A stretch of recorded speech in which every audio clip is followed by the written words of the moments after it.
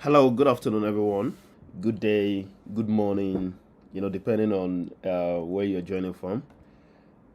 Because we have different people from, we have people from different countries, joining us today or in our community.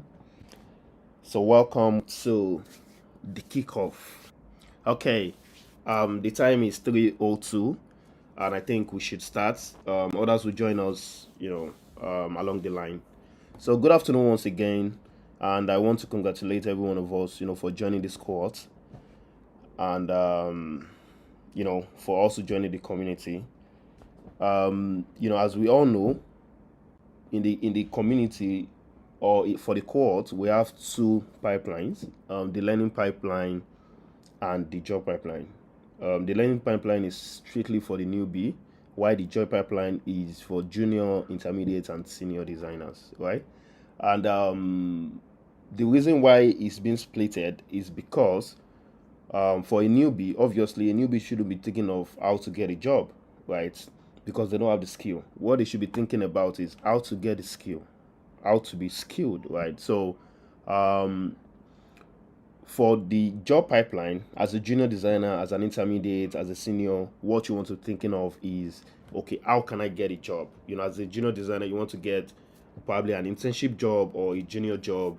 An intermediate, you want to get, a job as a product designer or UI UX designer, and senior, it goes like that. So today, which is September 2nd, you know, makes it, today we kickstart, the cohort. And week one, what we have for this week is kickoff and setup, right? I'm going to be telling us, you know, everything we need to prepare ourselves for the cohort. What we need to know, um, and everything we need to get ourselves prepared for, right? So I want us to pay attention, please. Okay, so we have 4 point agenda, and the first one is cohort curriculum.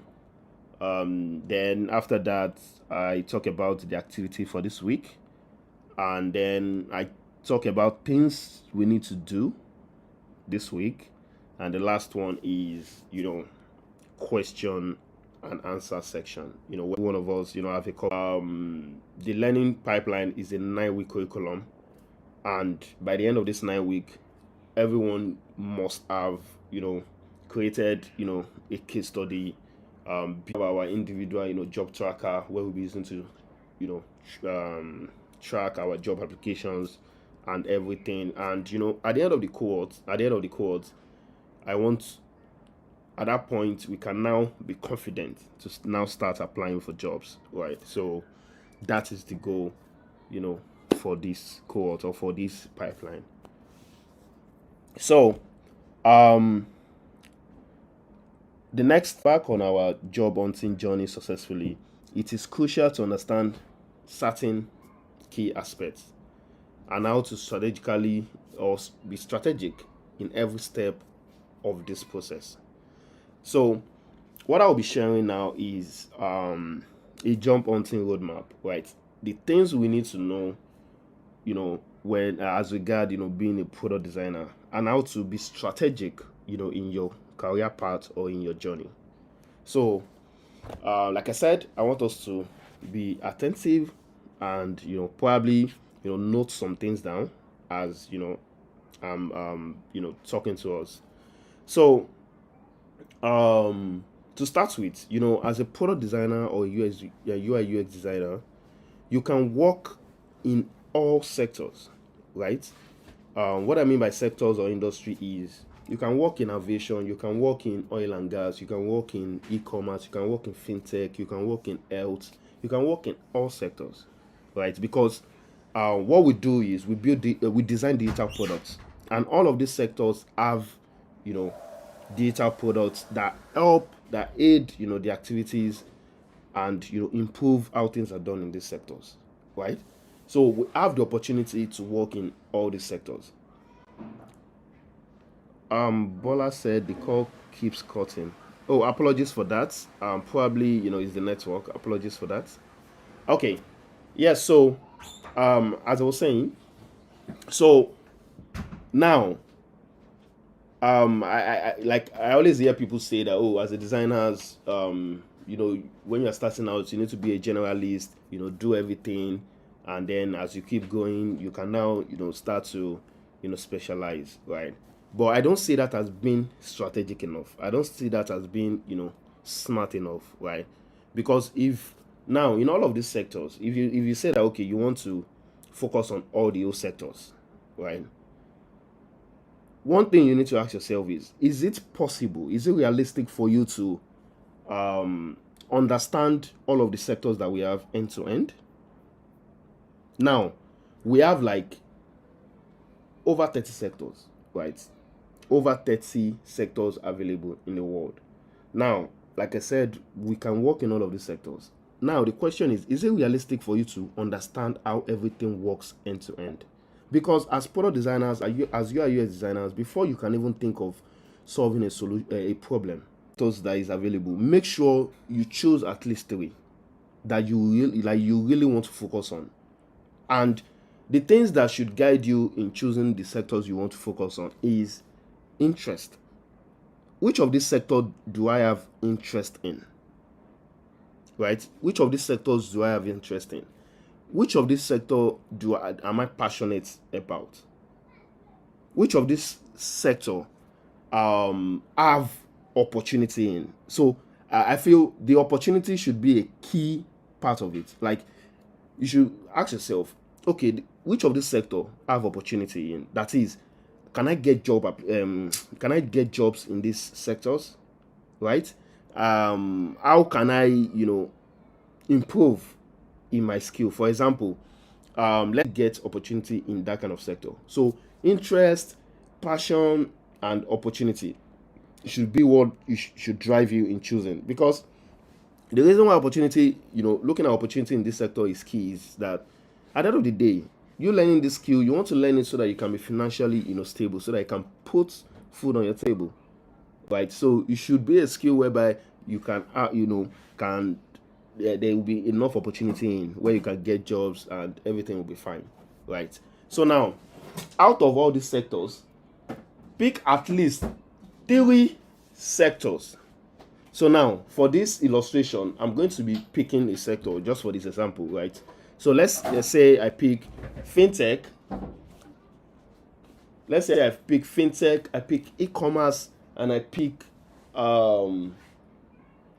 fintech, I pick e-commerce, and I pick health. Right? So now, another thing you now need to do is okay, you've picked all these 3 industry based on all the 3 metrics that I mentioned. Okay, you have interest in all this industry, you have passion for it, and also you've noticed that, or you've done your research and said, okay, this industry have enough opportunity in them. So the next thing you need to do is to get to read about them, get to understand how they work, right? You need to do your research, you need to get to read about them. So once you are able to do all of these things, then you can now move to the next thing on the roadmap, which is, okay, you now need to do is to now build to now write work on a case study on at least each of these sectors, right? So now let's now say, okay, we're starting with fintech, right, which is one of the 3 sectors, right? So now let's say you work on a case study. So now there is an approach to how you should work on a case study. So when you're working on a case study, there are 2 approach. Is either you work there are 2 approach like that people do, right? We have the abstract and we have the live. Abstract product and the live product. So now the abstract product is you working on a company that does not exist, right? A company that does not exist. So I will give us a perfect example. I know that most of us must have worked on some case studies in the past, and you name it your name. Like, let's say you work on a catering app, or you work on let's say your name is Tayo Bank, right? All those things are abstract. So abstract is a company that does not exist, a company that you formed yourself and you work on something and you present. That is not a good way to go. And the reason for that is it does not have a good use case, right? So the best approach is to work on a live product. And what I mean by live product is a product that is already, working, a product that already have users, a product that is registered, a product that people are already using. For example, GTB app. For example, CUDA app. For example, product that already in the market that you are using that have users. So now, on working on live products, we now have two approaches to it also, right? The two approaches is either you work on solving a problem or you work on enhancing the feature or the way the product works. Can you see? If you are working on a live product, there are two approaches to that also. Is either you are working on solving a problem or you are working on enhancing a particular feature or to make the product better. Right? So now, there are some apps or there are some products whereby you can hardly find, problems in the product. Right? You can hardly find problems. And how you can even get to find or to know there is a problem in the app is not just by your own intuition or your own thinking, right? It's based on research. It's based on, looking at what users are saying, the feedback, the reviews. That's how you can get to know, is this product working? Is this feature working? And you get to know that, this particular product does not have any issue when it comes to problem, and or these products just need enhancements. Maybe you have a good idea of how a particular feature should work. So now, I'm going to go with the route of, a problem that has a problem. So how can you, get to identify if a particular existing product, has a problem, and you can capitalize on that and work on, improving the problem, right? Using your design skill by working on it and writing a case study on, how you were able to solve the problem and so on and so forth. So now, there's an approach, and the approach is, and it's best for mobile apps, right? Products that has mobile application. So if you go on, depending on the kind of phone you use, if you go on App Store or Google Play Store and you search, for example, let's say you want to start with fintech, right? So now you are starting with fintech as an industry, right? So now, if you want to look for products in the fintech space, live products in the fintech space that you want to work on your case study, right? And the approach is, you are looking for a product that has probably, problem in their problem you are looking to solve, right? It could be UX issue, UI issue, right? A problem you are looking to solve to make the product better. So now what you should do is go to your App Store or your Google Play Store. And when you get to the App Store, Google Play Store, now because you are working on fintech, you are going to search for keywords in fintech so that you can pull out, live, products in that space. For example, in fintech, savings. When you type in savings in your App Store, it's going to bring out apps that are under savings or companies that are doing savings, right? If you type in investment, it's going to put out, products. Or another strategy that I use is I try to filter, the apps that have, tangible number of users, right? You don't want to work on an app that just launched last week. Probably they have 100 users, right? You want to work on an app that at least 5,000 users, they have, reviews, they have this online cloud, they have this good online presence. At least when you work on that kind of project and put it out, one or two people online must have seen it, put up like, I know this company, I know this product, and it just gives them sense of, that sense, right? So now, when you search for, let's say, investment, and you scan through the suggested apps, and you select anyone you want to go with, when you click on that particular app, now look for the rating and review section. Do you get? Look for the rating and review section. So under the rating and review section is where the work is. So what you are going to do under that section is to now look for, bad ratings of users, right? Like I said, look for bad rating of the user. So now, the rating and the reviews that users will be dropping will cut across different departments, right? It will cut across customer service, it will cut across functionality, that development wise, it will cut across customer care, it will cut across a lot of things, right? It will cut across the design itself, or how the product is functioning, the user experience and all of these things. So now, the feedback you should be particular about is the one that talks about user experience, the user interface, the design. Those are the three things that you are particular about. So for example, if you search for a product and you get to see the feedback section that talks about customer service, just ignore it. It's none of your business. Like, it has nothing to do with design, right? So if you look at the one that talks about the user experience, okay, let's say for example, the dashboard, I can easily find the download button, or the download button is taking time, like I have to click multiple steps. You already know that, okay, that's an issue, and you should be able to solve that.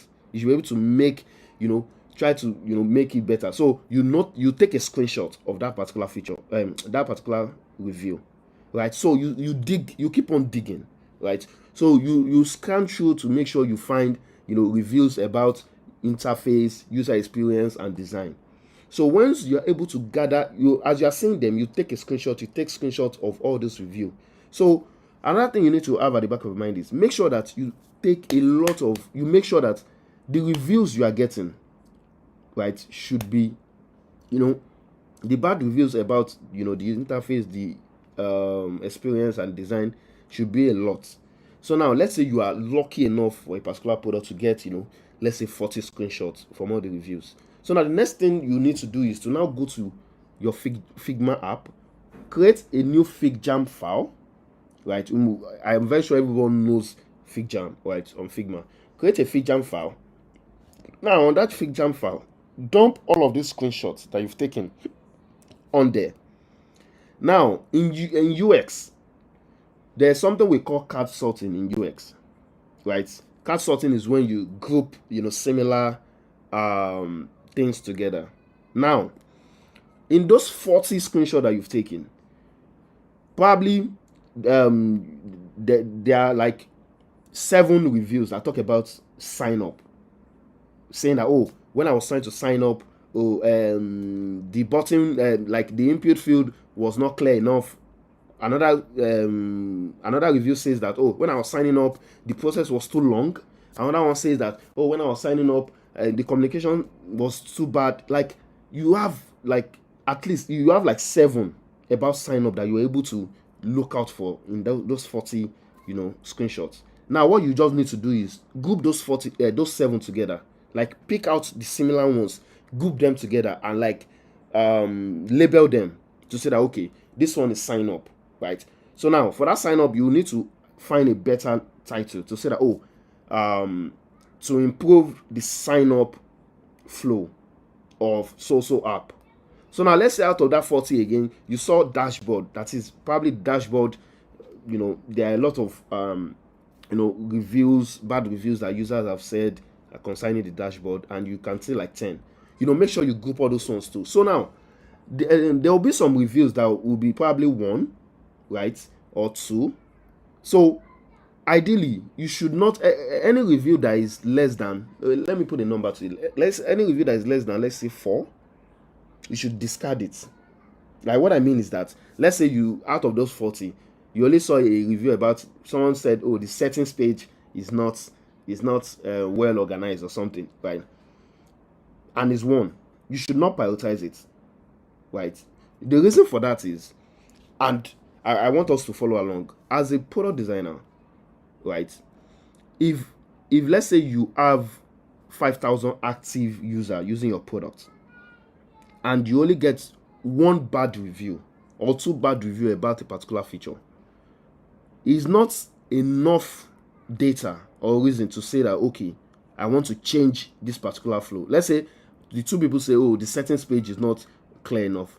It's not more than enough reason or data for you to say that, yes, I want to redesign, I want to rework on the settings, right? You can't just, you need, like, a company cannot allocate all those time just because two users are complaining about it out of 5,000. But let's say out of that 5,000, 100, 200, 500 people are complaining. Then you know that, you guys need to work on it. Then it can be prioritized. I don't know if we understand, what I just said. If you understand that, please, I want you to drop in the chat, let me know, right? So before you can say that, okay, you want to rework on a particular feature, you want to, based on users' feedback, you want to improve your design, or you want to work on something, you want to improve on a feature, you need to get enough tangible, feedback. That's why for this scope, if you say at least 4, you can now say that, okay, I think we should, I should provide a solution to this particular feature, right? So now, once you are able to, you are lucky enough to, let's say you get 2 or 3, aspects that you can work on, right? Say another thing I want us to have at the back of the mind is, you don't need to identify like 2, 3, 5, key problems before you can even say, okay, I want to work on solving this problem. If it's one that you lay your hands on, that is, the bad feedback you're able to get will just mainly focus on one topic. Let's say sign up, and you have a lot of screenshot there. It's good. You can just work on that one. If it's 2, fine, right? Now, after you're done with that, the next thing obviously is to now start doing your research, right? Get to understand why all these users are complaining about these certain things, right? So you probably want to set up a call, with some of these users, or users that use the particular product, to get the better insight. We all know user interview, right? You have already drafted out your question, so that you get to understand how you can solve that problem better. It's part of the US research phase. Another thing you want to do is probably want to put out survey outside there, so that people can feel, so that you get to understand how you can best solve that problem, right? So once you are able to understand, you are able to gather all of these insights, all of this data from the user itself, then it's going to help you in designing the solution. So after you're done with all this phase, you can now, at that point, you can now open a Figma design file and now say, okay, I want to start working on the design. So obviously you need to take screenshot of how the current flow look like, try to analyze it, and so you start to design. You work on your first iteration.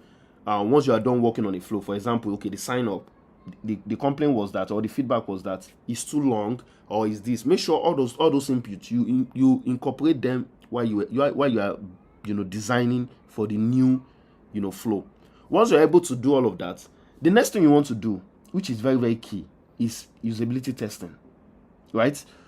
You need to reach out to those people that you've interviewed, and to tell them that oh, okay, you've able to come up with a solution, but you want to test it with them. You want them to use it. So now what you are going to do at that point is, once you are done designing, you need to also create a prototype, right? Is that prototype link you are going to send to them, right? So that they can use it. You are going to tell them, oh, it's not a live, it's not live, that is not coded, right? But they can still use it to test how if it's being coded, if it's a live product, how they can use it, right? So on the call, you set up a call with them also, and you study how they use it. You get their insights. So on the live call, they could give you a feedback also to tell you that, oh, in this particular part, I would have preferred it to go this way. I would have preferred you to add this thing. I would have preferred you to do it this way. And at that point, you're already noting it down. So at the end of that call, you go back to Figma again. You create another version of that design, and you update it. That is what we call usability testing. Do you get? You update it. Now, once you are done with that, based on the feedback that you collected from the users that tested it.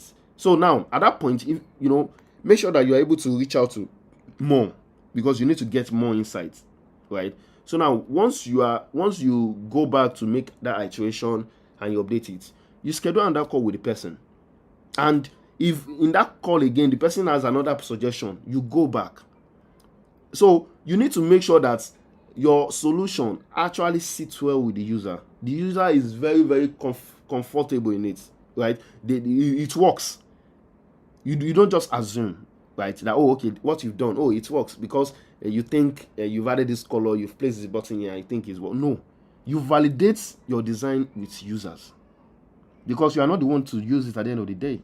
So now, let's say you do that back and forth, they give you feedback, you go back to update it, you schedule a call again, and at the end of the day, the user is now confident. They love what the solution, and they be like, oh, okay, this solution, they will love it, to be live, because it can actually, it has solved the problem they are facing. Then at that point, you know that yes, your design has been validated, and with this design, it's good to go. So at that point, you can now start to write your case study, right? So all of the things you've worked on, from the screenshot you took, from the screenshot you took from the review section to your user interview, like the screenshot you took during the user interview phase, the survey, all the things you were doing till you get to your final results, you now need to compile everything together by writing a case study, right? So in writing a case study, next week we are going to talk about that, all the things that should be in your case study.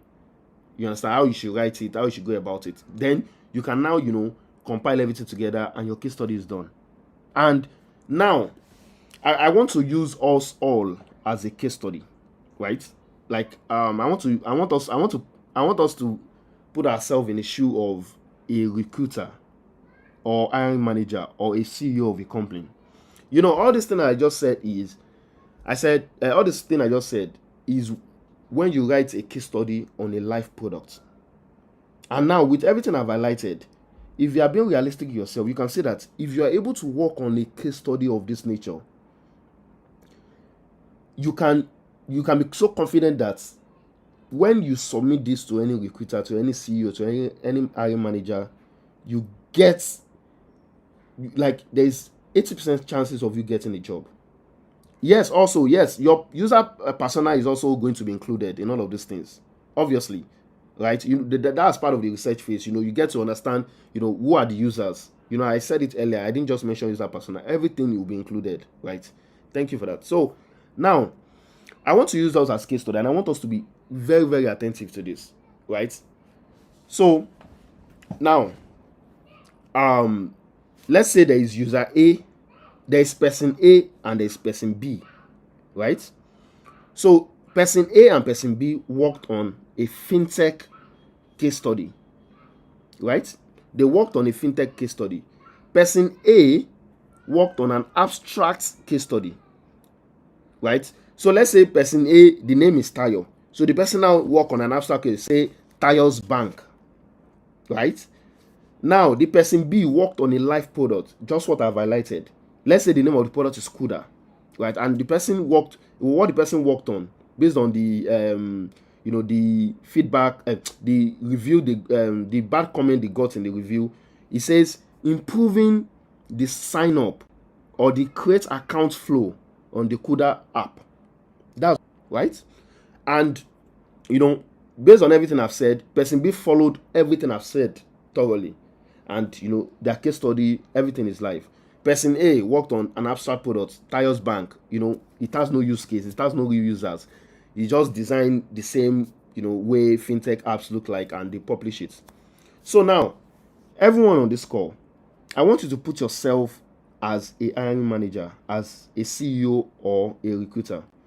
If you are the CEO or the hiring manager of a fintech company and you're looking to employ a product designer to work on your product, right? When person A and person B submit an application, who will you be interested to talk to? Who will you want to set up an interview call with based on the case study they submit? Is it the person A that has abstract product, or that worked on abstract product that does not have any user, no use case, or person B that worked on a live product that has users, that have use case? And you can see that what he or she worked on, you can validate it. Right? You can validate because there is data on it online. You can see the old design, the old flow, compare it with the new flow that the person worked on, and you can see that yes, this person is actually good at what he or she does. So who are you going to set up an interview call with? I want you to drop it in the chat. Is it the person A or the person B?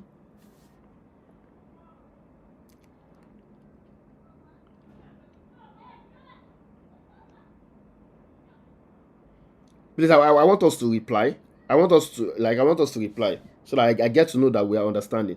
Thank you, Olamilekon. Olamilekon said definitely it's person B. And the reason why you chose person B, I can see everyone saying person B. And the reason why you chose person B is because number one is your company is a fintech company, right? The person B worked on a fintech product. The third one is the fintech product is not just an abstract product, it's a live product that already has users. What they worked on is a problem that real users are facing, right? If you are a Koda customer, you are facing it. No, like the person actually prefer a good solution to that problem. Because I can as well, if as you are the CEO or the hiring manager or the recruiter, you can as well download Kuda app to check how the current flow is and compare with the work the designer have done, and see that no, this person is too good. No, this is clear. Everything is is stated out. Do you understand? So with that, you will want to you want to set up a call with the person, and even in that call, you want to be asking too much question because the work of the person already has done justice to the person.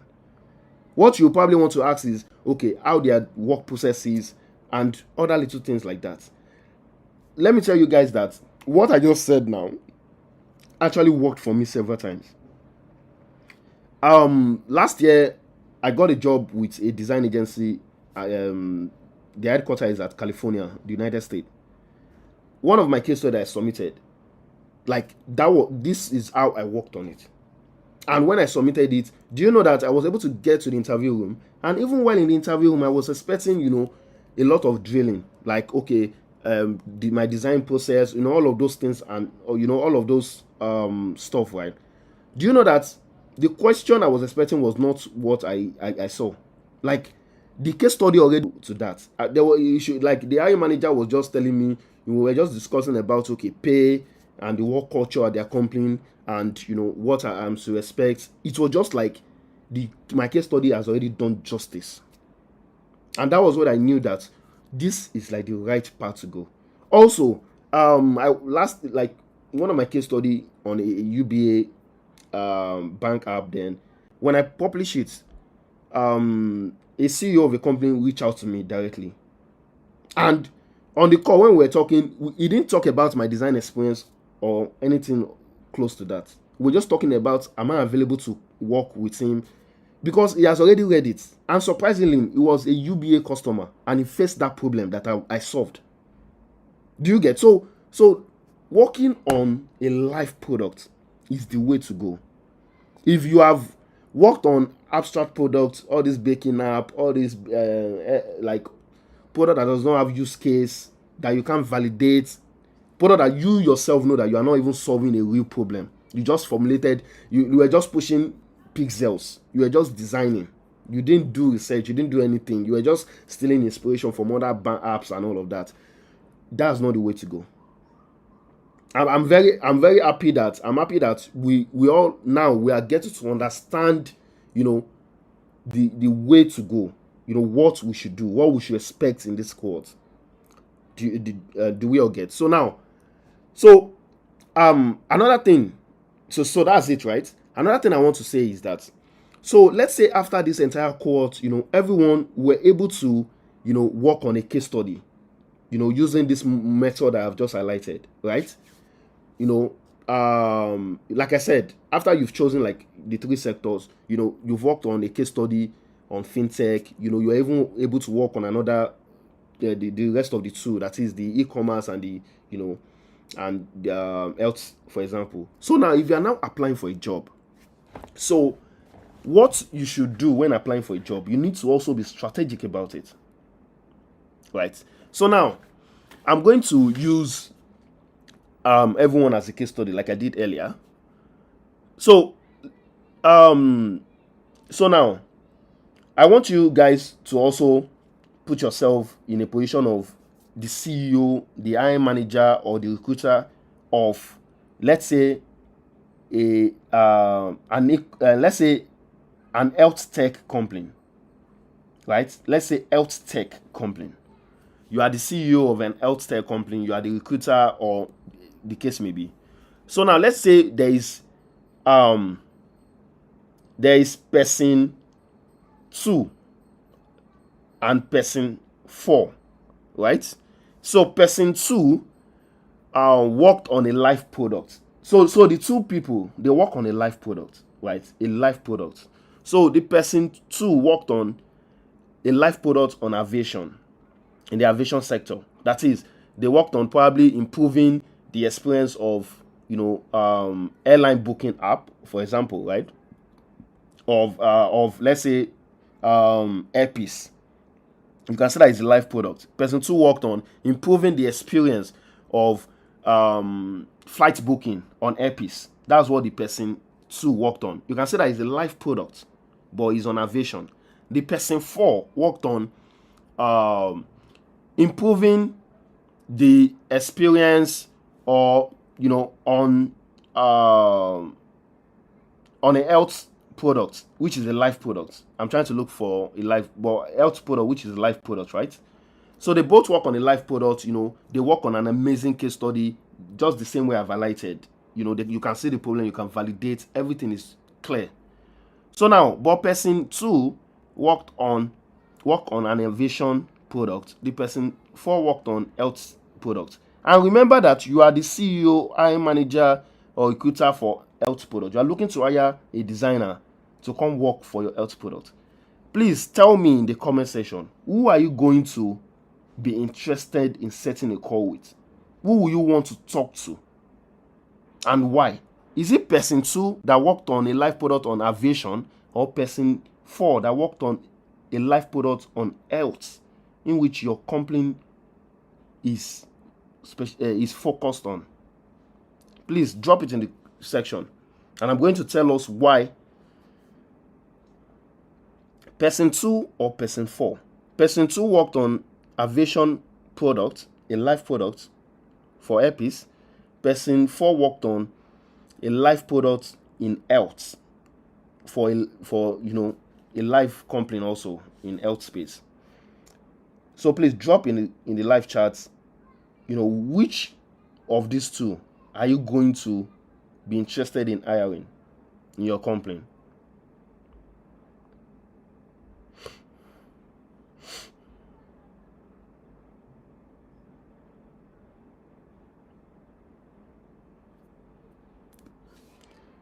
Please, I want to see our comments. Thank you, Olamilekon. Olamilekon said person 4. And please, Olamilekon, can you also state a reason why you are looking to employ person 4? Babatunde said, because he or she understands the psychology of the user. Good. Now, one of the reasons why I would want to employ person 4 is because, number 1, person 4 understands how it works in the health sector. The product he or she worked on is health. And like I said, as a product designer, before you can work on any health, any product in the sector, you need to understand how they work end to end. So for you to provide a good solution in this sector, you already know how this sector works. So now, I'm the CEO of a health company. I don't want to employ someone that I will need to spend additional weeks, months on training on, okay, this is how it works in health, okay, this is how we do it, this is how we do that, it's going to take time. Nobody wants to do that, play that game. Everybody wants to employ someone that will make the work easy, someone that already understands how it works in the space. So the reason why I'm going to go with person 4 is because this person already understood how things are done in the health industry. This person already worked on a life product that actually solves a problem. And obviously, I want to go with this person. So the reason for this, my illustration, is to tell you that even when you work on a life product, even when your case study is good, using all of these metrics that I mentioned, you also need to be well strategic in how you apply for the jobs. Right? If in your portfolio you have case study on fintech, you have case study on healthcare, you have case study on e-commerce, make sure that the jobs you are applying for are in this industry, are in this space. Now, I also want to say one thing. You can also use, like, if you have a portfolio or case study in healthcare, fintech, and e-commerce, you can also apply for other sectors. But your chances of getting the job in all those sectors using those kind of portfolio is going to be slim. And I'm going to tell us why. So I'm very sure that most of us here, we use LinkedIn, right? We must have applied for a job on LinkedIn at one point or the other. Now on LinkedIn has what we call easy apply. Like when you click on a particular job, you can see easy apply. You will see the number of people that have applied for that job. Like for one company, you could see that over 100 people have applied. So now, have you asked yourself a question that to say that 100 people have applied? How many people out of this 100 have a very good, case study to show for? So now, and have you asked yourself the question that how does the recruiter, how do they filter out, the people that they want for this job? And let me also tell us that the reason why you need to be strategic and take this part is the goal is to get yourself into the interview room. And if you're able to get yourself into the interview room, at that point, you now need to, do justice, kill it, and get the job. So now, let me tell us how recruiters filter out, if let's say 100 people apply for a job, how they filter. So now, one of the first metrics that's going to look is the job you submitted.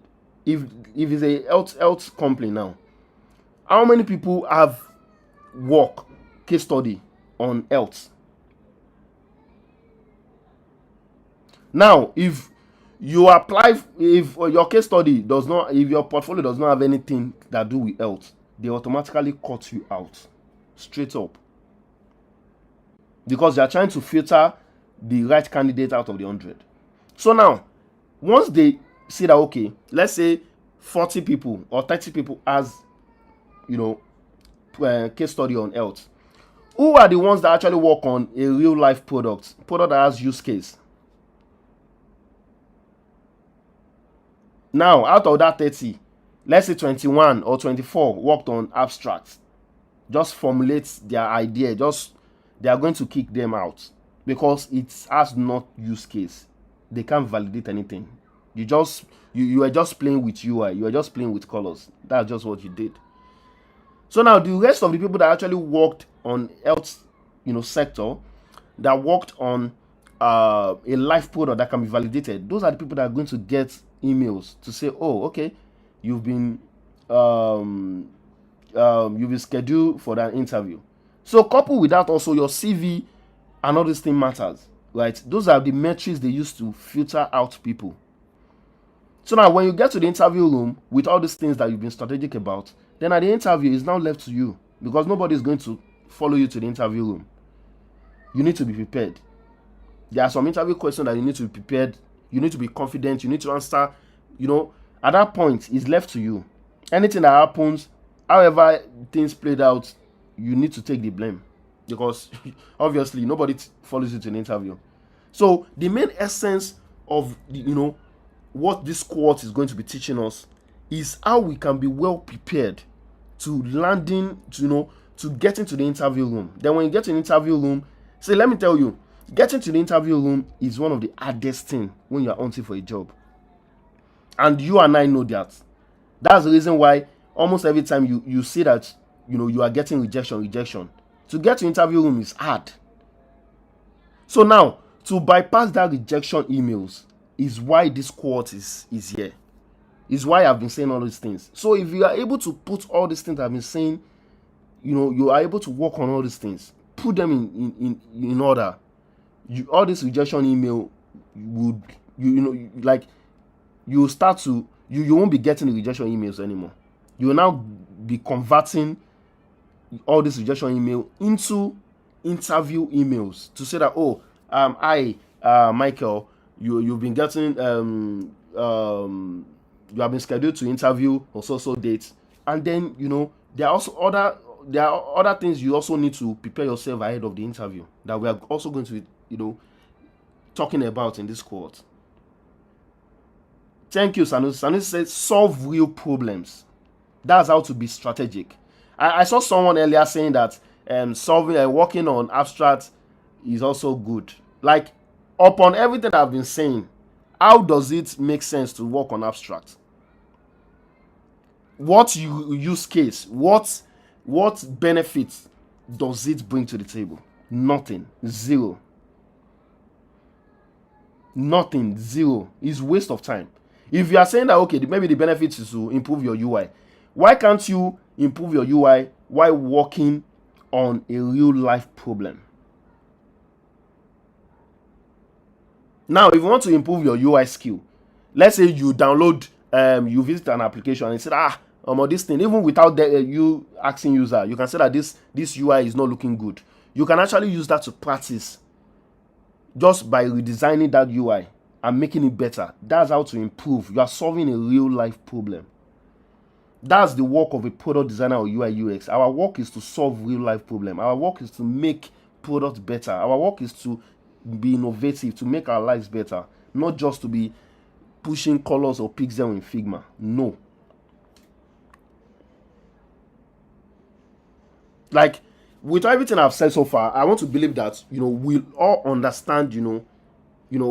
We are very clear on what we are going to achieve for this cohort. I want to understand that we now have a right direction. We understand what to expect. We understand what we need to do, how we need to be strategic, and we can see the value everything I've been saying. So that's everything that we are going to be doing throughout this cohort. And so the next thing on the slide, I've said most of the things earlier. So what I just want us to do this week, to kickstart all of this thing that I'm saying, is the first thing is I want us to carefully, out of all the sectors and industries we have in this world, right? Go on Google, search sectors or industry, right? I want us to choose at least three sectors or industries. Do you get? Just like I've said earlier, if you need to rewatch or listen to this this section again, go back to listening to what I've said so that you can understand better, right? So things I want us to do this week in preparation for next week is, let's choose 3 sectors or industries to focus on that we want to work in. Like I said, there are 3 metrics. Make sure the first one is, which of this industry do we have interest in? I'm very sure some of us here have interest in some certain sectors. For me now, I'm very big on travel, aviation, right? So if I'm big on travel and aviation, like I really love that space. I love to travel. I love to watch videos on planes, on travel and everything. That means aviation is one of the industries I want to work in. I'll choose aviation. If, let's say, fintech, right? Oh, okay. You have a background in finance, or you study finance. Like for me, I studied finance in school. Obviously, I want to work in fintech. Blockchain is there. Health is there. For some people, probably they have a background in medicine, or they study. They went to school around maybe biochemistry, or interest, right? You have interest, passion.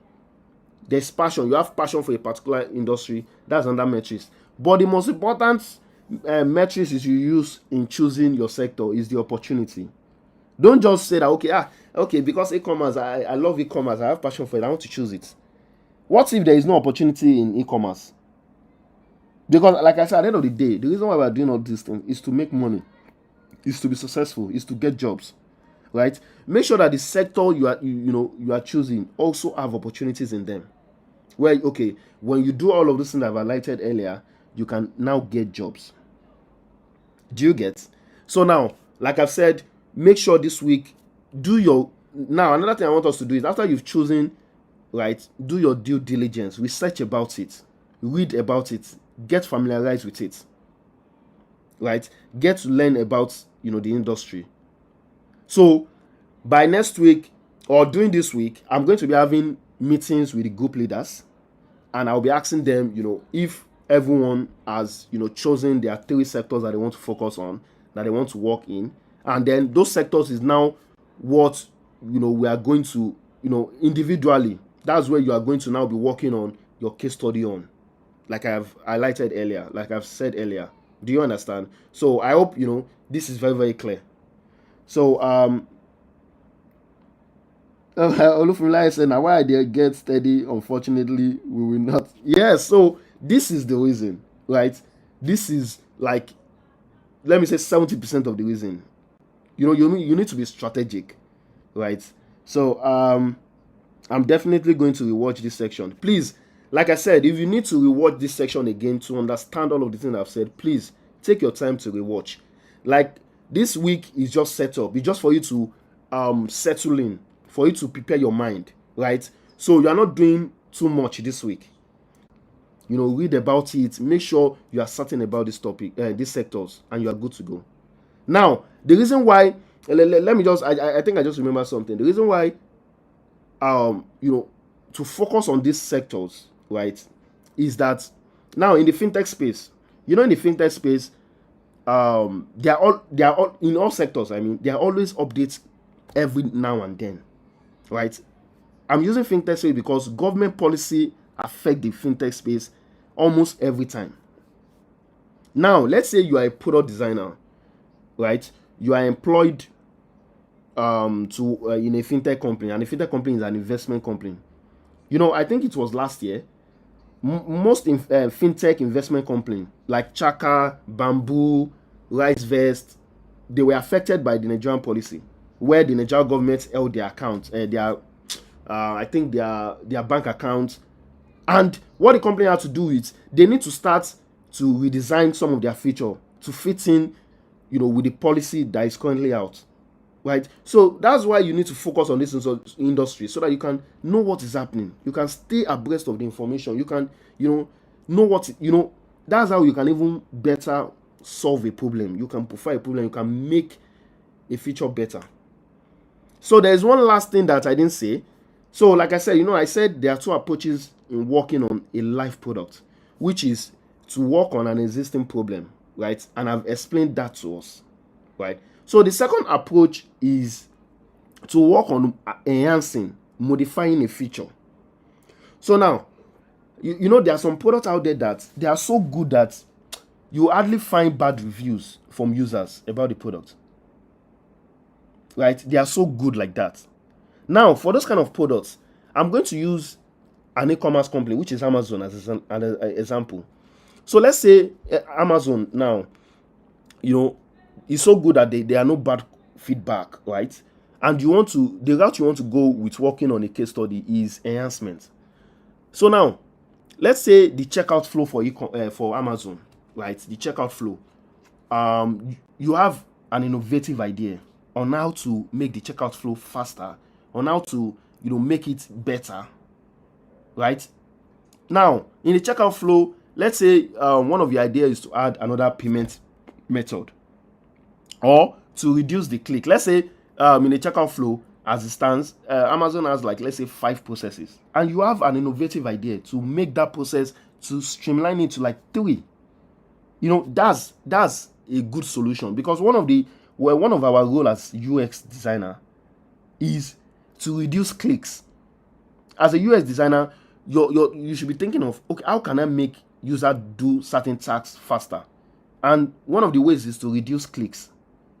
Oh, well, instead of clicking 5 times, why can't I make it like 3 times or 2 times or even 1 time, right? So enhancement, that is, you want to enhance this the feature. So you have an idea of, introducing a payment gateway or reducing the number of processes. And if you're able to solve that problem, also you need to do your research, right? Reach out to people already using the product, right? Gather their insights, talk to them about what you're trying to profile and if it's going to solve their problem. And if you're able to do all of those things, validate it, reach out to them and they say that, if Amazon can change their checkout flow to go with what the solution you just created, this will be lovely and I would love to use it. I can't wait. Then you know that yes, you solved the problem. Then you can now write a case study to say, enhancing the checkout flow of Amazon app. And you write your case study and boom, that's it. You can see that, like, just listening to all these things, you can see the value. You can see that when you publish this kind of thing out, when people get to read it, like the way people will place you, they'll place you as someone that is well experienced. At that point, you don't need to start to shalaye because evidence choke. Do you get, like, the case study is your evidence? Do you understand? So those are the two approaches you can use. Is either you work on solving a problem or you work on enhancing a particular feature in a product, and that's the way to go. So we've used 1 hour on this call. So I think before we go, let's just take question and answer. Like, this is the question and answer section. Drop the question you have in the chat and I'm going to answer them before we round it up. We should use at most 15 minutes for this section, and we should round it up 10 to 15 minutes, and then we can call it a day.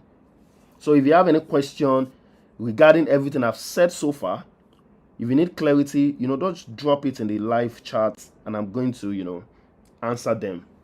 Then I expect the group leaders to communicate to their various groups. For some people that are not on the call, we have 30 people on the call right now. For some people that are not on the call, because we are supposed to be over 100 people, right? So you can go send this link, the video link, once it's done, to your group so that they can rewatch and tell them what they need to do, right? Okay. Salam Moshud said, being strategic is key in this scarcity era of tech rules. Thank you so much. Salam, you understood the assignment. As we all know that at the moment there is the tech space is going through like a little crisis, right? Companies are crashing, some companies are collapsing because of what happened earlier this year, like the banking crisis in the US that happened. So a lot of company money, went down the drain, right? And the tech industry is currently struggling. But there will always be a time where everything will boom. So now we need all these things, and what you need to now prepare yourself ahead of that time where there will be a lot of opportunities. But if you are not prepared, if you don't do all these things, you won't be able to get the opportunities, right? So you need, now in this era where opportunities are very, very scarce, you need to be very strategic. So Babatunde Alaran said, please send us the links for the video. Obviously, yes, I'm going to send it. And after the end of this video, it's going to be available on the channel and you can also access it. Messi Okache, by the end of this cohort, evidence go over show. Thank you so much, Messi. Thank you. So you can see that by the end of this cohort, the evidence go choke. Even me that I'm talking self, I'll be competing with you guys, because now I've given you guys all the secrets that you guys need to know. So I will need to be competing with you guys. I'll be dragging the jobs with you guys to say, Messi have applied to this job. Will Messi not get this job? Or Salam have applied, or Usman have applied, and I'll be okay. Let's see, the best man wins. Do you get? So evidence go choke. Kingsman said, for the case study, we are working. Are we working in group or individual? Like I said, we are working individually. This is not a group work. this is not a teamwork, right? We are working individually.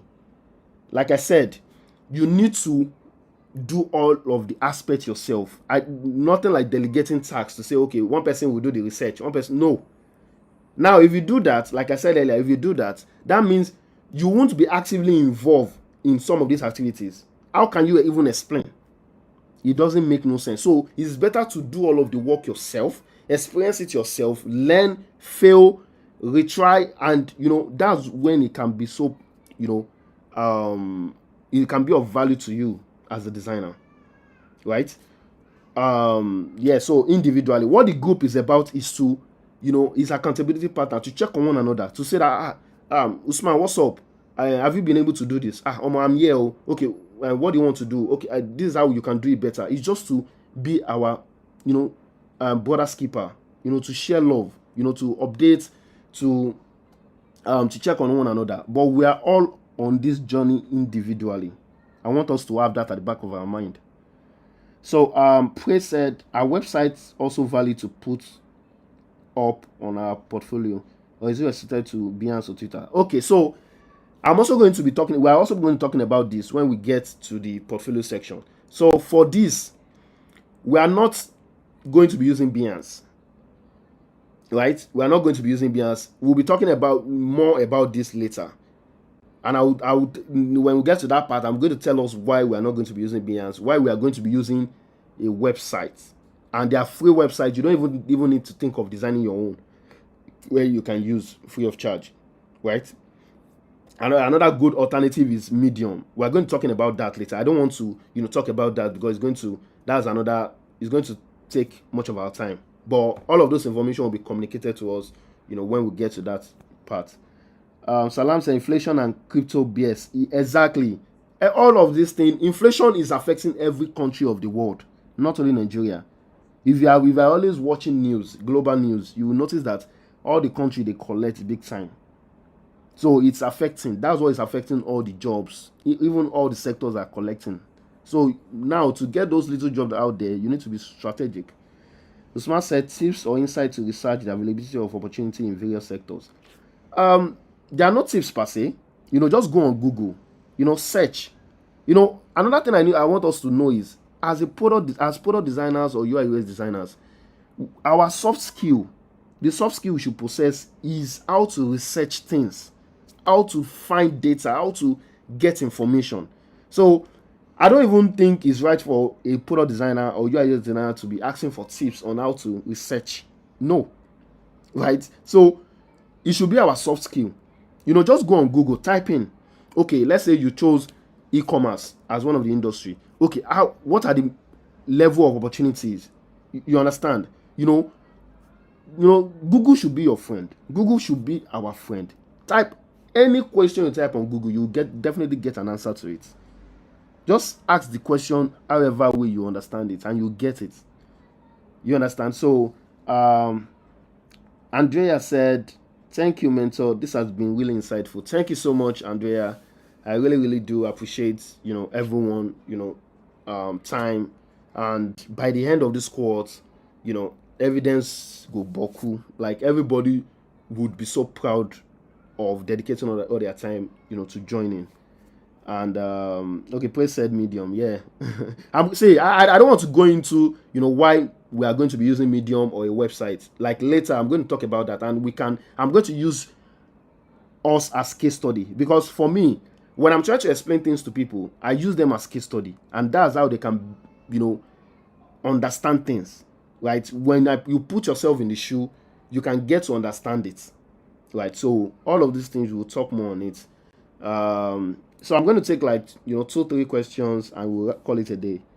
Afsat said, for those of us that don't really know which sectors we prefer, is there a way to go about it? Like I said, 3 metrics you are going to use in identifying the sectors you prefer. The interest. Which sector do you have interest in? Which sectors do you have passion in that you like? The last one is which sectors have opportunities in. Do your due diligence, research about it, read about it. Go on Google, ask questions. That is our task for this week. We have more than enough time to do all of those things this week. Do that. Salam said, for startup, You can get enough on exactly. Go on Y Combinator. Go on. Okay, there's one website, TechCrunch. TechCrunch. Probably I'm going to send it to the resource channel. Y Combinator, TechCrunch. You know, you can search for different companies. TechCrunch is like a database for all the company that is available in the world. You can get, you know, there are a lot of. Google is your friend. Google is your friend, basically. Alan said, I'll ask how is abstract project not useful. Alan, I don't want to go back to that. Listen to this video again and you will get to understand why abstract product is not useful. Go and listen to it again. Everybody here can agree to me that abstract product is a total waste of time. If you paid attention to all the things I've been saying, you will get to understand why. It's there for you to see, it's there for you to understand. Like, just go back, watch this video, listen attentively, and you'll get to understand. And in your group that you are, I'm very sure other people in your group will be here. They can even send you voice notes to explain better why I said abstract product is not. As you can, abstract product is something you coined yourself. It does not exist. It does not have use case. You didn't work on any real life problem. As product designers, our role is to improve products, is to make life easier for people. Abstract product does not do that. You just created something out of nowhere. You just, maybe you want to work on a fintech app, you name it Allen Bank. Allen Bank does not exist, does not have user. You just check CUDA, take out their feature, put it in your own.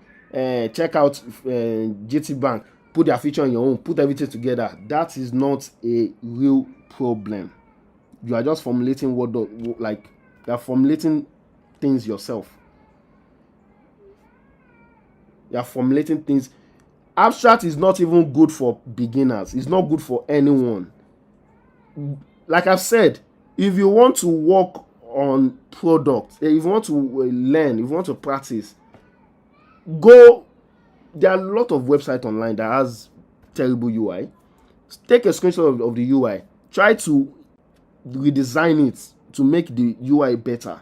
That's how to work on product. That's how to work on real life stuff.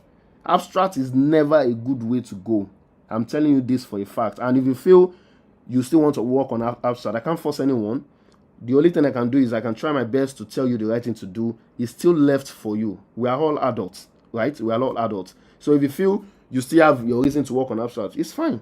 But I've said all the things I can say, and everyone here can testify that what I've said is of value, right? So I think we've spent more than enough time for the Q&A, and we should call it a day, right? So the group leaders, later this week we'll be having a call. I'll be checking in to know what the progress is like, and